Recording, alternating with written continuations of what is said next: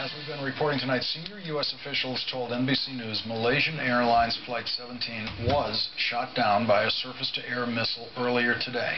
While U.S. intelligence analysts are still trying to determine exactly who is responsible, today's news comes after the Ukrainian government accused Russia of shooting down an Su-25 attack jet on Wednesday.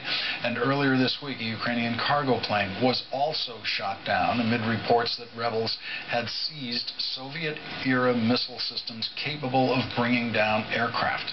Although no group has claimed responsibility for today's tragedy, the investigation of what type of weapon was used and by whom has just begun. Joining me now is editor of The Interpreter and columnist for foreign policy, Michael Weiss. Michael, there was a claim of credit early in the day, and what happened to that? So the claim was made by Igor Strelkov, who is he's the self-styled commander-in-chief of the Separatist movement. He's also, according to the European Union and Ukrainian security services, a member of the GRU, which is to say Russia's military intelligence agency. He posted to a social media platform called VKontakte, which is Russia's version of Facebook, the page that has been used by him for months to put out his press statements and messages. He posted that today we have successfully downed a Ukrainian cargo plane. And he mentioned the city, or the neighborhood, the region where the Malaysian airliner had crashed. And then he said, we warned them not to fly in our skies. Well, that was the first piece of evidence. The second piece of evidence I would point to is the official Twitter account of the People's Republic of Donetsk, which is the name for the administrative government of the Separatists, posted several days ago a photo of the Buk anti-aircraft missile systems. And they said, look at the new toys that we've got. Well, both Colonel Strelkov's statement and that tweet were deleted within hours of this incident. The colonel who did this posting is a serious player in this. This is not some fringe guy. No. Someone who knows what he's talking about. If he's a GRU agent, he's essentially, well, he is a Russian spy. Now, that same page where that was posted, there's just been posted, apparently, a statement saying there will be no truce. Also today, Michael, I want to get your view of this intercept. There's some intercepted conversations, allegedly, that the Ukrainian government has put out transcripts of, indicating basically conversations about this, kind of panicky conversations, indicating, oh, it looks like maybe we made a big mistake. Right.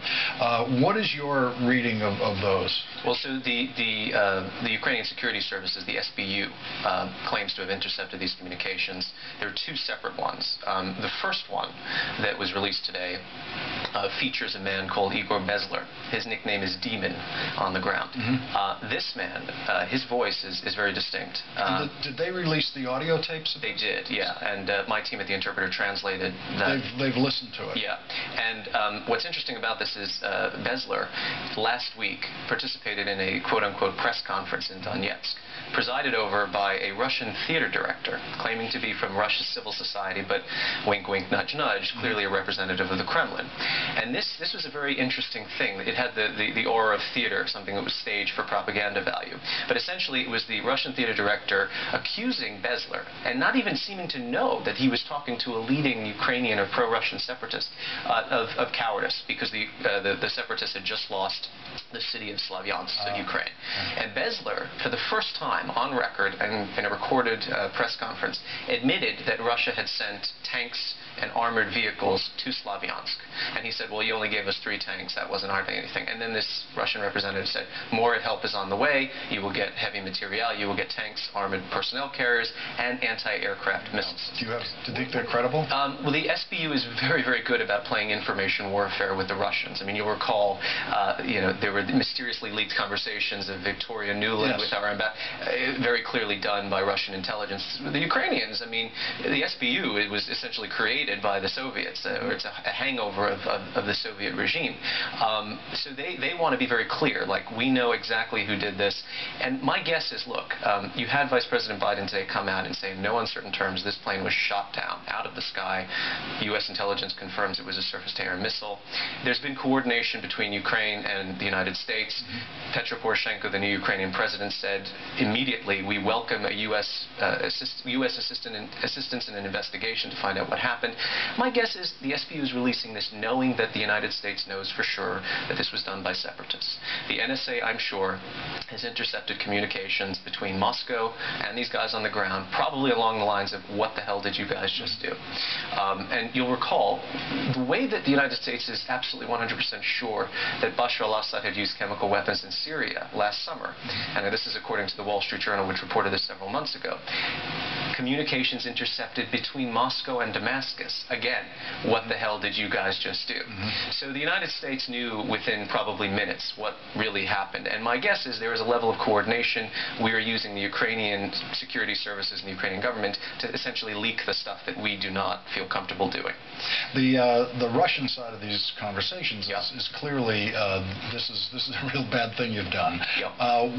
What do you expect the Russian reaction internally? We may not necessarily see it, but what is Russia saying to these people right now behind the scenes? Well, my guess would be, okay, amateur hour is over. Colonel Strelkov, there's a new sheriff in town. And actually, I wrote a piece for Foreign Policy last week talking about what seems to be some very clear cleavages or schisms within the separatist movement. There's another group on the ground called the Vostok Battalion. What's interesting about this is that's the exact name of a Russian military unit, also run by the GRU, that is Russia's military intelligence, largely consistent of Chechens, Dagestanis, people from the Caucasus.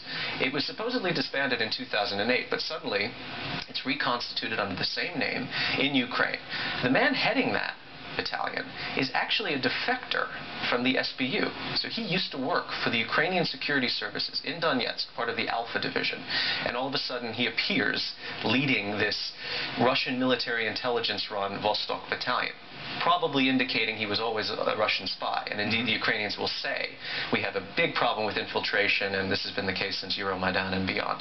So this guy and this battalion, the clearest evidence yet that the Kremlin wants professionals, or what I would call adult supervision. And Mr. Strelkov's currency seemed to be dropping somewhat amongst mainstream Russians and within the Kremlin. It's been rising, however, in Russia among ultra-nationalists who essentially think that Putin is a whip. They want him to invade and annex East Ukraine, such as he did in Crimea.